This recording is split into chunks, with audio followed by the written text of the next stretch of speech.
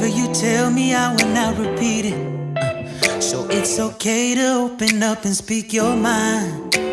You can trust me with your dirty secrets. Show me yours, I'll show you mine. Dude's the star. Josh Waters to the moon, man. And anybody fuck with him, you got to see me. Oh, look. If it's walls you got, then I will tear them down. Ain't no holding back tonight. I want you on yours tonight. Baby, just use your words and what you need.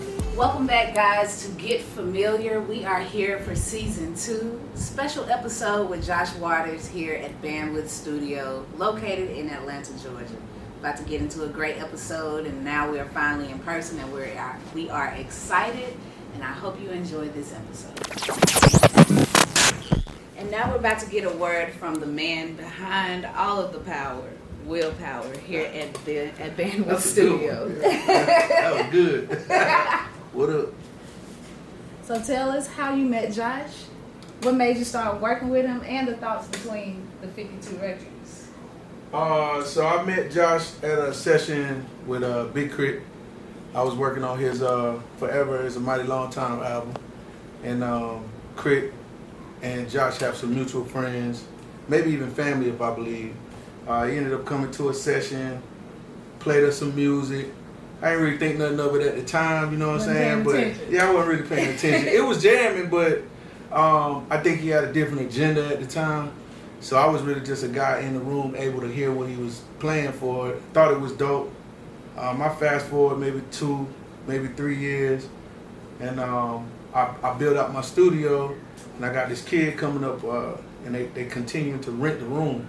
And we're not really open yet, so it's kind of awkward that I got somebody renting the room right now. It's like, who keeps buying studio time right now? Man, that's super serious. Yeah, and it was super serious, and that was the whole thing. And his manager was super professional, you know what I'm saying? Calling, they was paying on time, they was paying up front, just handling all the business. You got my attention now. Exactly. So I'm saying to myself, you know, this nigga serious. Whoever this is, he's serious. You know what I'm saying? So then I started to get reports from my engineer that this kid was in here that was really dope.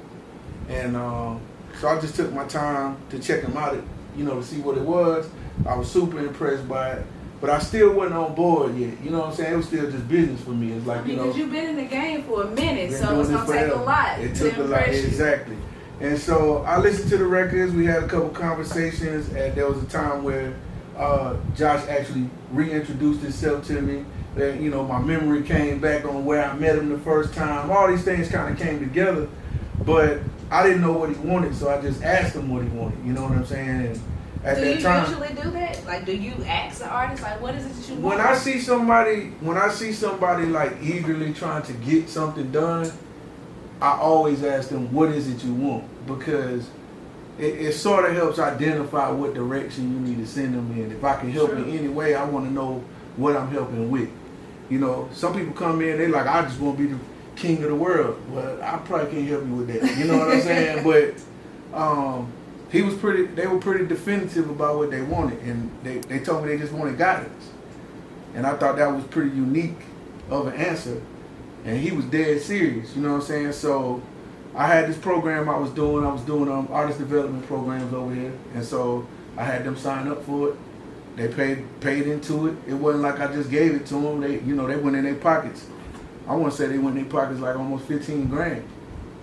Yeah, like they really went and got the money. That's what you call investing. Nah, I was done. At that point, I was like, this kid is very serious about what he's doing. You know, him and his manager, like they managed to go in together to get that done. You know what I'm saying? So about 6 months of working with him and figuring things out.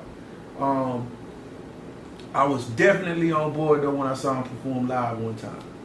At that point, my interest shifted. It went from, you know, a client type of situation to this kid's really dope. I need to look into what this is.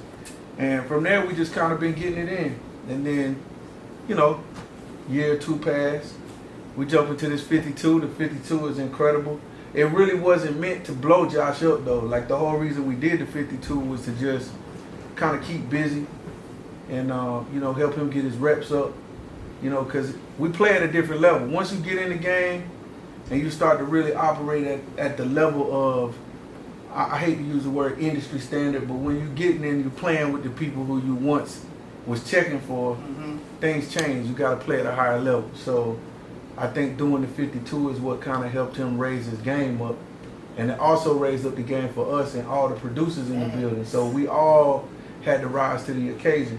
So the 52, yeah, it really just, it shaped us up. It got us in the game. Like, so Practice we ready makes perfect. every day. Come on. So by the time y'all hit week 52, you knew that y'all were whipped into shape for sure. Absolutely. Really, about week 25, I was like, oh, he's serious. We're going to do this for real. Because, you know, halfway through it, we didn't even realize we was halfway through it. It was like, oh, shit, bro, it's half the year gone, man. You know, we got records out. And they was jamming and we was gaining all kinds of, you know, steam with it. You know what I'm saying? We were getting momentum. Come on, man. By the time we got to 52, it was almost like, how did we get here so fast? I can't do nothing but congratulate the whole Bandwidth team for what y'all have invested in Josh, because it's clear that y'all have a clear direction of where y'all are trying to go, and y'all putting in the work every day. Since I met y'all, I've seen y'all do nothing but work every single day. I've never seen y'all bullshit along the way. Yeah, I think a lot of people don't realize that this is a daily operation. Absolutely. Like, we're not hooking up on the weekends, or we're not, you know, we're not cutting out time, you know, specific times. Like, this is every day. You know, 11 a.m. Josh is showing up. And he's got to go to his vocal lessons, and then he goes into his studio sessions at 2 o'clock, and then he goes to the gym at 6 o'clock, 7 o'clock. And you know what I'm saying? And it just goes and goes. And in between all them times, we getting content done, and we shooting videos and taking meetings, and it's a lot of work. It's an everyday thing around here. So. And that goes to show for all artists that want and expect to blow up. If you're not willing to put in that work like an 8 to 5, come on, man. You're not going nowhere with it. It's just a hobby. It's just a hobby every time, man. You have to put in the work. And that's what's going on here at Bandwidth Wheel. I appreciate you coming in and sharing the word with us, man. I appreciate you. We appreciate everything that you guys are putting down here at Bandwidth. And I'm here with the team. What's up, guys? How y'all feeling? What's happening? What's happening? Shit, that's my family, y'all. You know, it's just a family affair today. I want you guys to let the audience know individually, how did you meet Josh? How did you begin working with Josh? And most importantly, what are your thoughts on the 52 records? We're going to start with my G Dollar. Hey, what's happening, man? You niggas know who I am, but you know, Dollar Black, down, big homie, BDMG Bandwidth in the building. I met Josh at my kinfolk trigger video shoot, man. He was shooting Black Magic. That was the very first time me and Josh actually got to physically lay eyes on each other and have a conversation, feel each other's energy and presence. Shortly after that, I started coming over to Bandwidth, man, sitting in some of the sessions during the 52. What was immaculate and amazing to me, well, eye-opening, was the fact that allowed me to see that he didn't have 52 records shelved and just putting them out. Now, he was in there cutting records for the year that's supposed to drop the next week. You know what I'm saying? He cutting them the week before. Crazy, insane work ethic, man. I still believe that that's one of the craziest things I've ever seen. Absolutely love what Josh is doing and Bandwidth as the family. That's how I met him, and that's how we ride. Yeah. It's your man Panama Ali and Bandwidth Recordings. I met Josh some years ago. I was interning here at the time, and he had some sessions with Shay Renaissance, and I remember Shay telling me like, "Yo, dude, dope." You know, and at the time I didn't know exactly what he did. I didn't know if he rhymed, or if he sung, or what. But over time, he the type of dude that'll walk in the room and introduce himself to everybody in the room, no matter if you clean the toilet or you the CEO. Thanks. You know what I'm saying? So that's one thing that stuck out to me. That let me know that he was a star. You know, and as far as the 52, when I heard of the concept, I thought niggas was bugging. I was like, I wasn't in the room when this idea came up. I was out of town at the time handling some business, but when the team decided it, of course I would roll with it, and it was a beautiful thing, like to see, like to piggyback off what Dollar was saying, how the records were not stored. Motherfuckers had to write these records and put these records out week by week. And so that work ethic alone was amazing. You know, so dude is a star. Josh Waters to the moon, man. And anybody fuck with him, you got to see me. Oh, Lord. What it do, man? It's Hood Music Beats.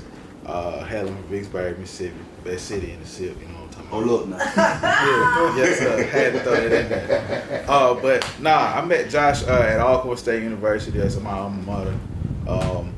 I met him actually through Greg, who was his manager, who was also my manager. But I met him at Alcorn, man. He was doing shows and doing stuff like that. And I'm gonna keep it a bean. I wasn't sold until we met each other again. You know what I'm saying? It just aligned for us to meet each other again out here in Atlanta. And man, at that point, that's when I knew he meant business, bro. So that's when we was getting into the 52 records, right after the Honey Project. So it got crazy, bro. The 52 is crazy. Like everybody's saying, man, it's a crazy amount of work that went into it.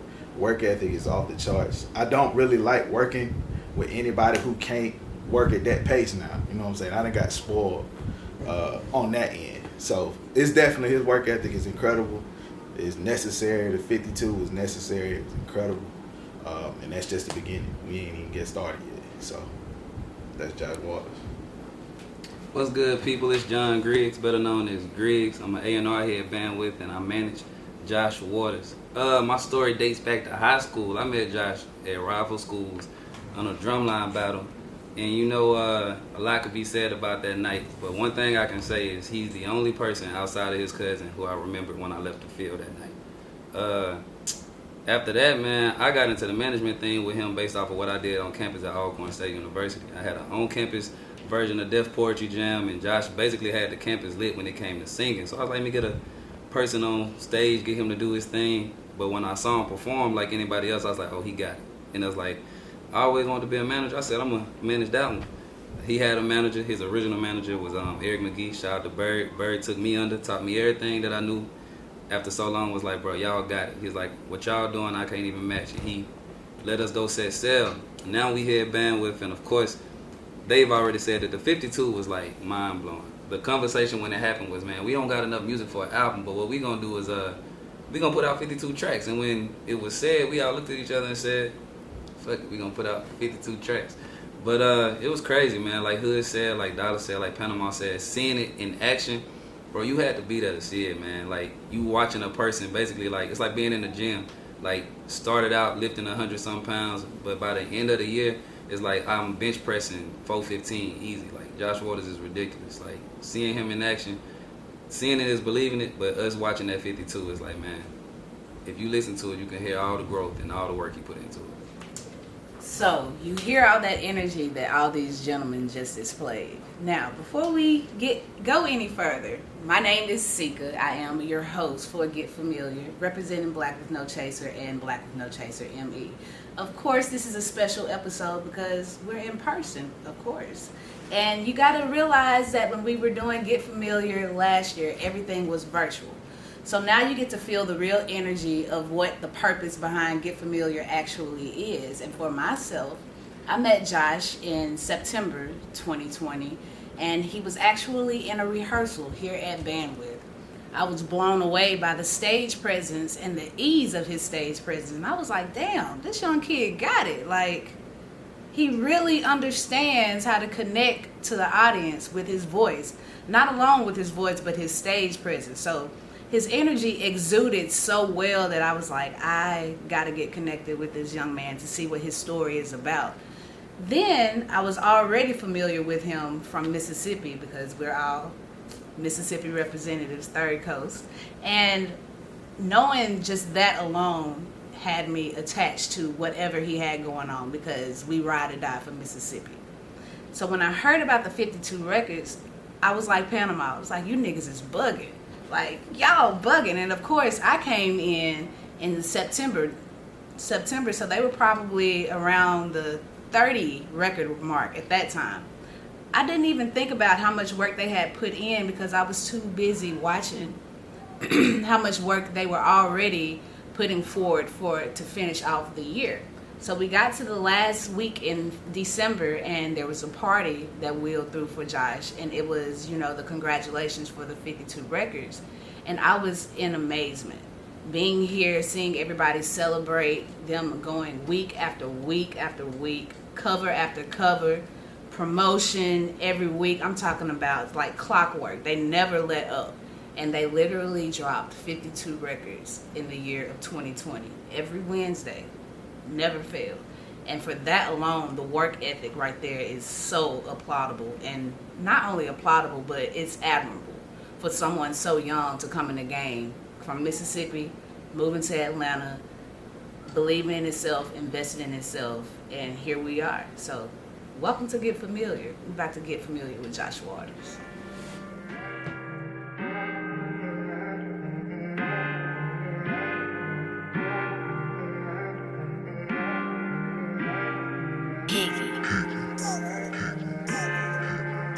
They ain't got nothing on her, but I know she might, so I'll talk her shit for her.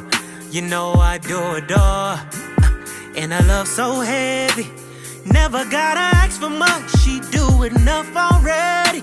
Keep us going steady, I'm forever indebted. Don't you ever forget it. Sometimes she drive me crazy, cause she know I'm with it. We are back for one of the best episodes and interviews you will ever witness here at Black with No Chaser / Black with No Chaser ME. It's Get Familiar, y'all. And I'm here sitting with my bro, Josh Waters. How you feeling? Hey, I'm feeling good. How you doing? I'm feeling great, man. You looking good? You looking better. That was quick. That was a good one. That was a good one, man. I'm happy to be here with you, for real. Likewise. It's an exciting feeling to see your growth, but not only see your growth, sit down and talk through what you have built. Yeah. When did you fall in love with music?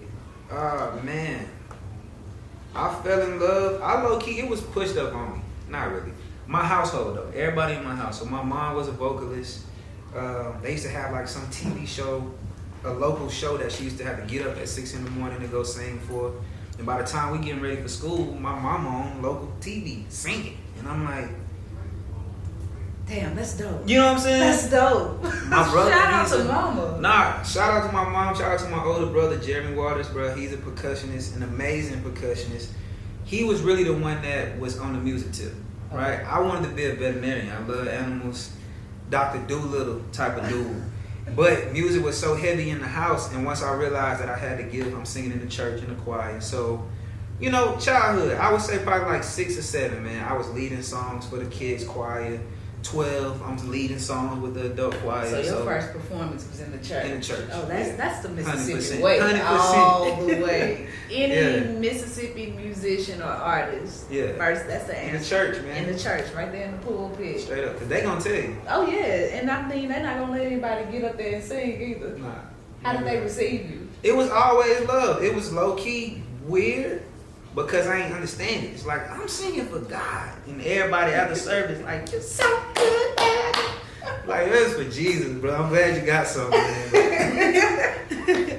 But it was dope, though. Everybody used to respond like, as if I had something. Honestly, yeah. So you moved forward to your college years, and you were in the band at Alcorn? Yep. Marched on the drum line as a section leader my sophomore year. Well, actually, the spring Section leader, semester. I mean, you cold. Yeah, like ice cold and a motherfucker. Thank you. I was just about to say, I tried to tell them on the bandwidth song. But nah, legendary. I was the first freshman in 20 years to be appointed section leader as a freshman. So, damn. Yeah. Yeah, so you had niggas mad from the get-go then. You know what? I can't even say that. Shout out to everybody at Alcorn. Nobody hated on me. Not in my face. Shout out to the love. Yeah, that's love. They the old heads. My manager, John Griggs, was an old head at the time, but they supported it. It was almost like, bro, we know you the chosen one. So come on and help us out, bro. Man, that's what's up. You gotta love when the old heads step up and they be like, okay, we see something in the youngin'. Yeah. And the youngin' can actually help us progress faster. So shout out to the old heads making sure that the youngin' led the way. Nah, for real. That's love right there. I'm pretty sure that kind of molded you into who you are today. So right now we're in the year of intention, right? 100%. So what has been your intention for this year? My intention has just been to fill my cup and empty my cup. That's it. That's so beautiful. Yeah, and you being you, I feel like I don't have to explain what I mean by that to you, but that has been the intent. Get as much information, put out, take what I learned, take what I gathered, and put it into the music. Put it into my everyday life, how I interact with people, things of that nature, you know what I'm saying? Because you gotta get it back. That's right. You Right, get so it back. that's really been it, bro. Just being intentional with intent by emptying the cup. Well, see, we just finished speaking to the Bandwidth team about how they met you, how they began working with you, and the whole totality of the 52 records. Right. Now, what I want to ask Josh is, what was his mindset when they said, yo, we about to do 52 records? Yeah. What were you thinking? Willpower walked in the office and said it just how you did, actually. He was like, you know what, we doing 52 records. I looked at John, I looked at Will, and I was like, we are?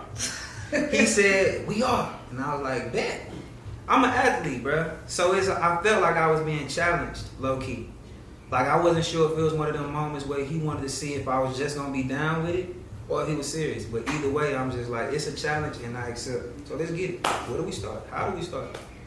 So you start the process and you get into like week Yeah. 6. How you feeling? Ah, man, I'm low-key like, I didn't know how we What about you to got finish into? this. Yeah, it was like, because you said week 6. Week 4 had me like, what are we doing? What are we doing? Because, bro, January was so crazy because we had shot so much content. The month of January made me look at my entire career. Like, am I really cut out for this? That's how much work went into it, man. So, to speak on week 6, we started to run out of records because we did a lot of work in 2019. Okay. So we started 52 with about 20 songs. So we didn't have to start catching up until like week 6 to 8 type of time. And that's when I, like I say, started to really think about like what do we just get ourselves into, and then COVID hit shortly after. How did that change your mental? If it wasn't for 52, I wouldn't have survived doing music. I probably would have moved back to Mississippi. Pandemic proof, baby. I swear, if we had not committed to doing the 52 songs, I don't know what we would have done through the pandemic. Because it kept us, it gave us a task. We had something to do every week. We had an obligation. We had a commitment. But if I You didn't, couldn't drop the ball. couldn't drop it. Because I felt, that was something that I did feel. I felt like people was like, you really gonna do 52 records? Right. I can't wait to see if he skipped this Yeah, week. I ain't gonna congratulate you until the end type of time. You know what I'm saying? So it was like, nah, we said we was gonna do this. That's something. You right know what I'm there. saying? So that's what was my driving force to stay in Atlanta and to stay in music, doing them 52 records.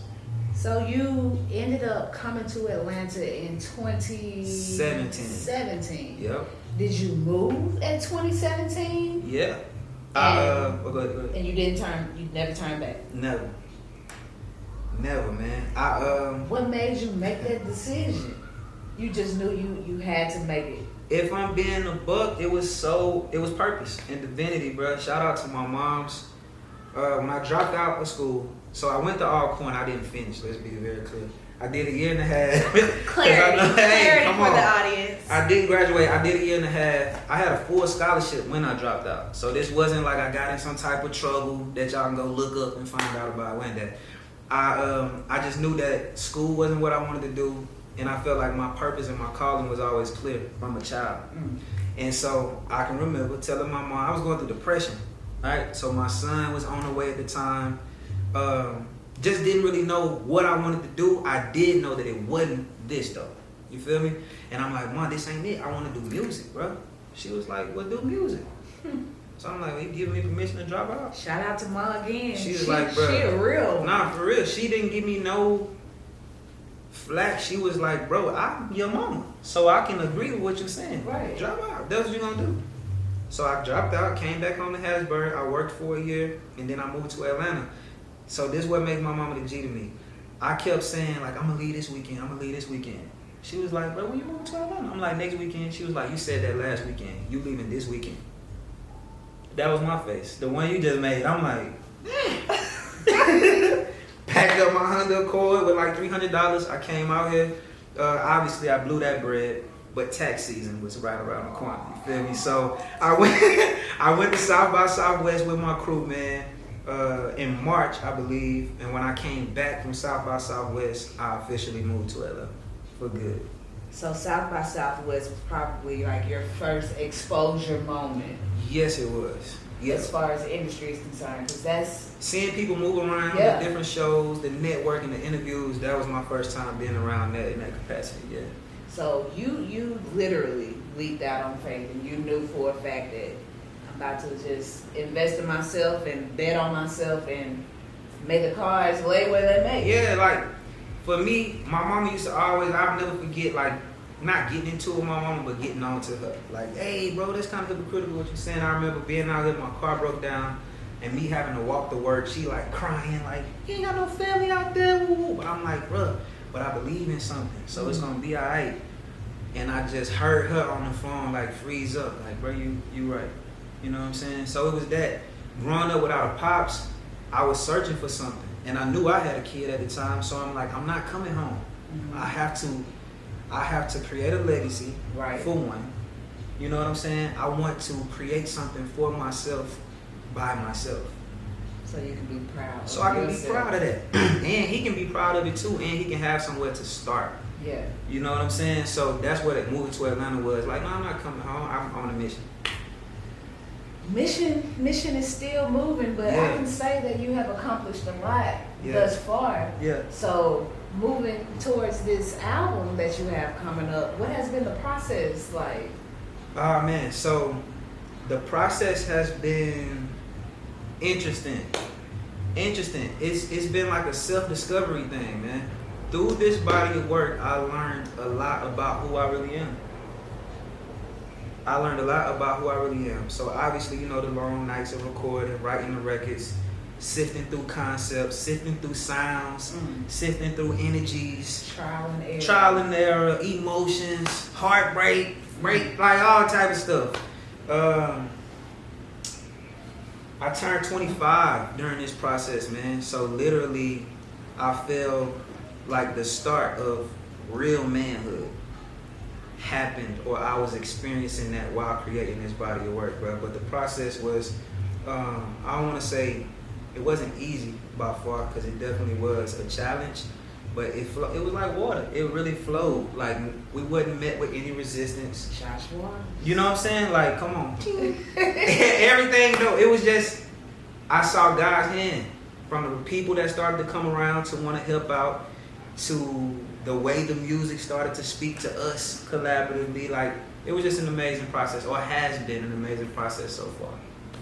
So after doing the 52 records, I know it's kind of hard to be like, okay, these are my favorite songs. Yeah. But let me ask you this. What songs stood out to you the most? Or not necessarily having to stick out to you, what songs stood out to your audience the most that made you be like, damn, I did that shit, I think the response to Vegan, the response to Better Days.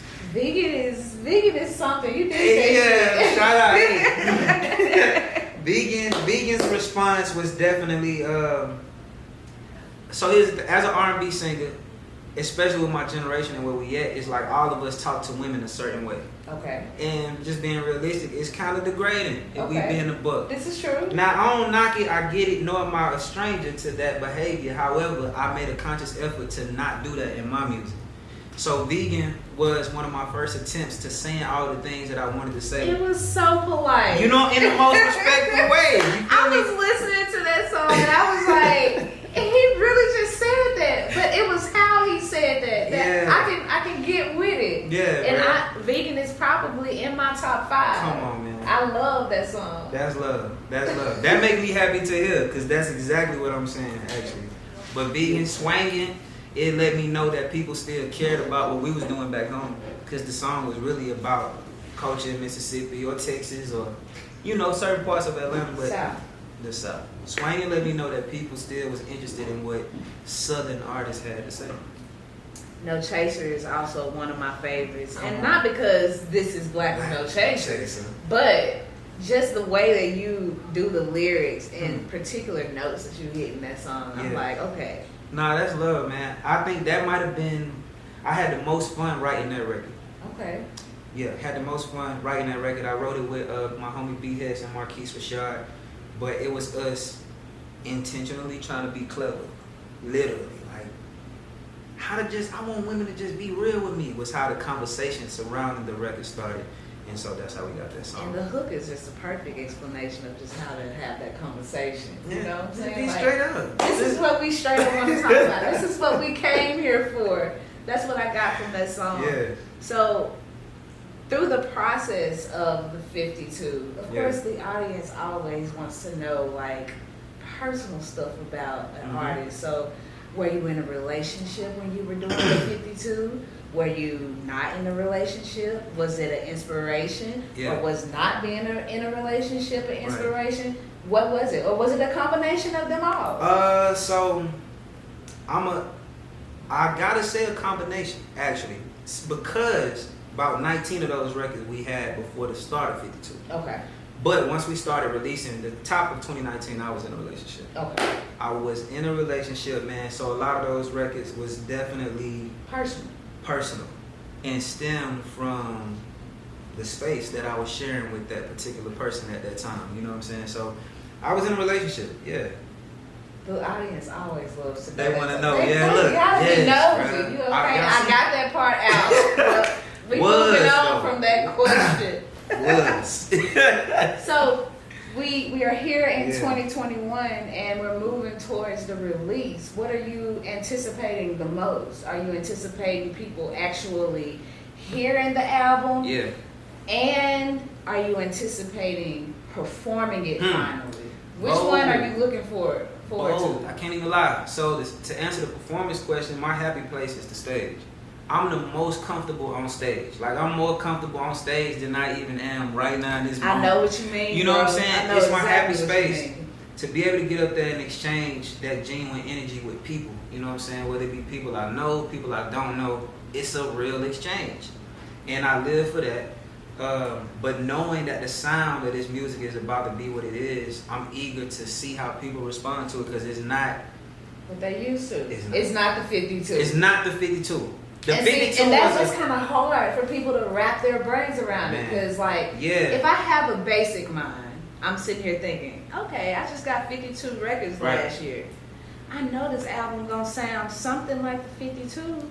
So for you to sit here and say, on record, it's not the 52. Nah, not even close. That's a bold statement. It's exciting, but a bold statement.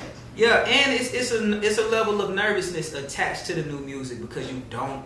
When I say the sound doesn't exist, the sound doesn't exist. So you don't know how people gonna respond. When you press play for the first time, I won't be in the car with you to be able to really gauge your reaction. Like, you know what I'm saying?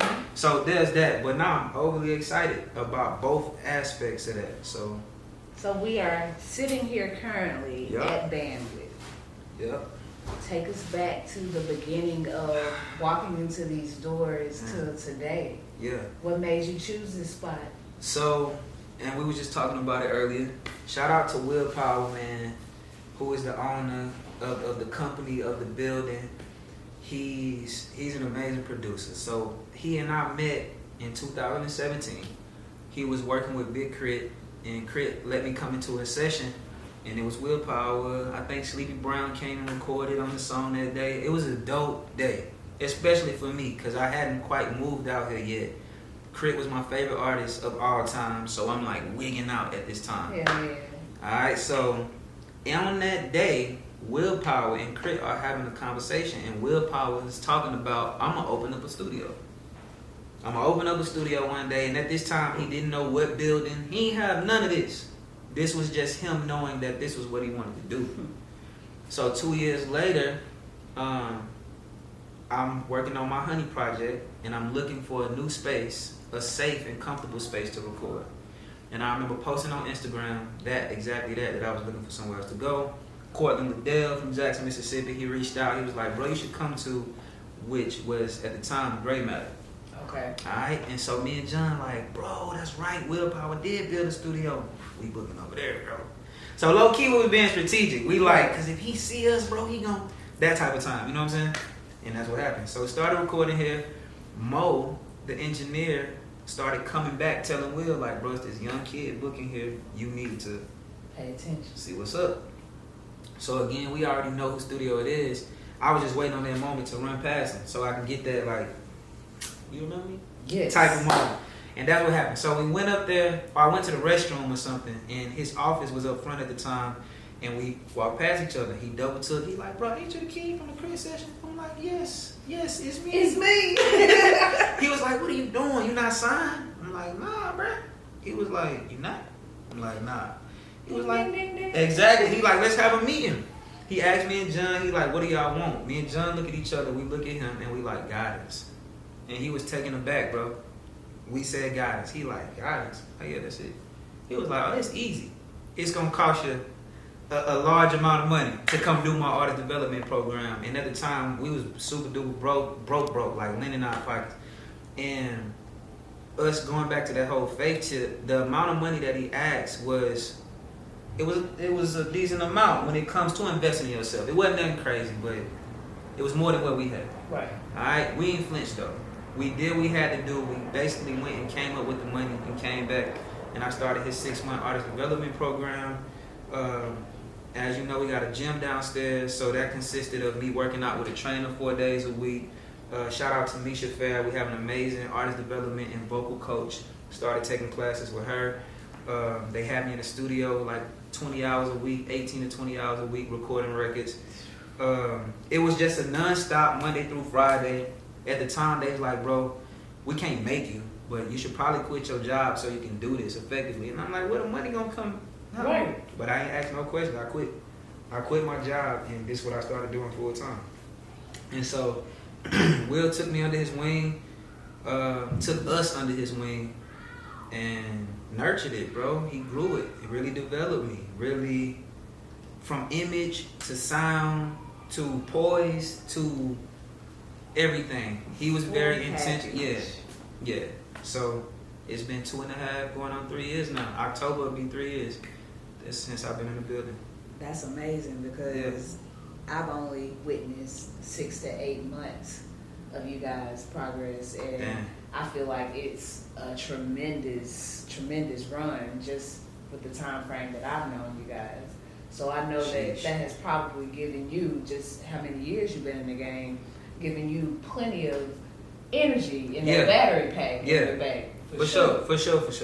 So I think the audience deserves to know where you see yourself in the next, I wouldn't even say 5 years, because I think that things are moving so fast for you. So where do you see yourself in the next year? In the next year, I see us, and I'm working on it. I'm so modest and humble, but the truth is, like, I see us, or see myself busting the center of the earth. I really do. Everywhere.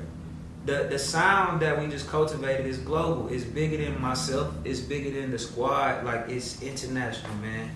And beyond just the music, just the purpose that's attached to it. You know what I'm saying? Mm-hmm. So I'm gonna own that in this interview. I got a God-given calling, bruh. To not be perfect, it's to make mistakes in front of people so people can feel that it's okay for them to be human again. Mm-hmm. Social media took away the reality in humanity, in my opinion. I agree. You feel me? Totally agree. This is not a person in front of the camera like trying to be perfect, trying to be right, trying to be any of that. And as I grow, not a person in front of the camera being or doing any of that, but it doesn't take away the it factor or the star power. So for the other people who want to do anything, you want to be the best mechanic you can be. I worked for this.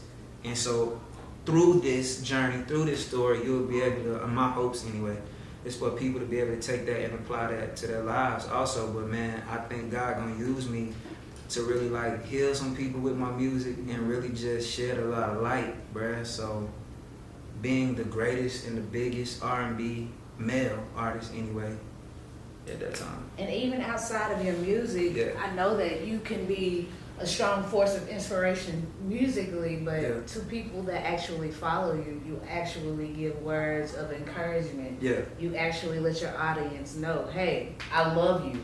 It's your personal connection to your audience that you give that I think gives more than the music. which is Damn. very important for an artist. Yeah. Because sometimes, you know, I can be listening to an artist and it's just the music that I'm into. But if I'm into more than your music, Right. then you've done more than enough of your job of conveying who you are as That's an humbling. artist. Yeah. that is humbling, and I think that, you know, it's to be applauded that you're able to share other aspects of yourself outside of your voice. Yeah. And that's deep. That says a lot. Sheesh. So Thank you. you're welcome. For real. Always. Yeah. So are you allowed to let us know what the name of the album is? Or are we on hiatus and we have to wait on that? I think y'all have to wait on it. I think y'all gotta wait I like on that it. answer. I think y'all gotta wait on it. I like that answer. It will be worth the wait though. It will be worth the wait. Well, tell us this then. What inspired the name of the album? Man, so I gotta sit up for this. It's so divine. We was like on the whiteboard trying to come up with names, and like I told you, initially the title was Note to Self. That's what it was. Like we had this entire, was getting ready to order notebooks to send out to the fans so they could start journaling. I journal every day, whatever. And so as we went further away from that concept or that theme, we was in the office and my manager John Griggs said a title. And now everybody, it wrong. But Pete, everybody at first, they was about to blow it. Everybody was throwing out water things. Like, let's call the album Walking on Water. We all like, nigga, what? You're not Jesus. No, bro. What, bro? But when John said what he said, everybody in the room stopped. Like, wait a minute. It was almost like, even Will Powell saw it on his face. It was almost like he had to flip through his Rolodex of who is Josh. And it was like, that's perfect. That's perfect. So I can't take the credit like, yeah, I came up with this and that. No, I didn't. My entire squad, the divinity, the alignment, it was one of those things like this is what it's supposed to be type things. You know what I'm saying? Like the full circle, basically. 100%. Damn, that's dope. That's dope. You gotta love when shit comes together and you don't have to figure out the little pieces. At all. Like nothing about what we're doing right now in this space feels forced. That's a beautiful thing. Yeah. So what is one thing that you could leave people from Mississippi with? Because I mean, y'all, we from Mississippi and we always gotta let it be known because I mean we the last on the map. So Facts. I know a lot of people be like, damn, Facts. how many times y'all gonna say we're from Mississippi? Every fucking time it's in you your see me head. on the camera, I'm Till it's gonna in your say head. that shit Straight every up. time. And the fact that this is my brother from Mississippi, you Yeah. know what I'm saying? It's Mississippi love, Come on, third man. coast all day. Come on. What do you gotta say to back home? Bro, y'all can do it. I don't feel like y'all need like a lecture, nothing elaborate. I think you just need to be reminded sometimes that you can do it. And I don't just mean music, it's anything, whatever you want to do. I feel like the biggest thing back home is we don't have enough examples of black success. You know what I'm saying? In terms of us being able to have real ideas or examples rather of what step 1, 2, and 3 looks like. And then because the people before us didn't have the courage or resources, let me not blame it on courage. They didn't have the resources or awareness to take some of those leaps. It's our generation that's being the first to do a lot of this stuff. Absolutely. So I just want to encourage y'all to go, bro. Encourage you to do and bring it back home. That's the other part. It's like if we don't bring group economics back to the crib, they're not gonna share it with us. So go get it, man. Come back home, bring it to the people, and spread it. But you can do it though. And I encourage you to listen to him because he is the proof in the pudding all day long. Nah, we are the proof in the pudding. Absolutely, man. We out here making it happen in Atlanta, and For real. For real. that's the proof of believing in ourselves. Yeah. And we come from the mud, so we know how to make it happen. So before we get out of here, let the audience know where they can find you, how to get in touch with all things Josh Waters, and when they should be looking forward to this album. Alright, man. So it's Josh Waters Music on Instagram and Twitter. The album is coming sooner than I can say. I can't say. Very soon. Very soon. But yes, be on the lookout. While we waiting on the album, like Sika says, 52 records out there, 4 bodies of work that you guys can sift through, man, on any music platform that you have, bro. But it's Josh Waters Music across the board. Josh Aqua. Hey. I've enjoyed talking to you, man. I knew this was gonna be an amazing conversation. Yeah. And you know, it's something for the audience to appreciate that we finally got an in-person interview to get familiar. Love.